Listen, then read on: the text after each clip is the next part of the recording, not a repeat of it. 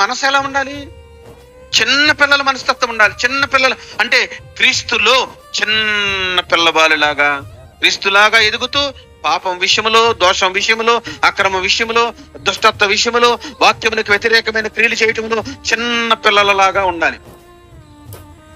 కానీ పరిశుద్ధతలో మాత్రం సంపూర్ణులుగా ఎదుగుతూ ప్రభువులాగా ఎదగాలి. అర్థమవుతుంది నేను అన్నది? పరిశుద్ధతలో సంపూర్ణులుగా ప్రభువులాగా ఎదగాలి. దుష్టత్వంలో మాత్రం, దుష్టత్వం అంటే అర్థం ఏంటి?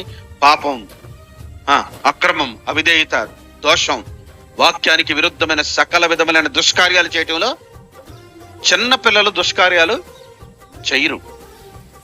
క్రీస్తులో ఎదిగిన వారు దుష్కార్యాలు. అందుకే ప్రభు అంటాడు, మీరు క్రీస్తులో ఎదిగారనుకోండి దుష్టత్వం మీలో ఉండదు.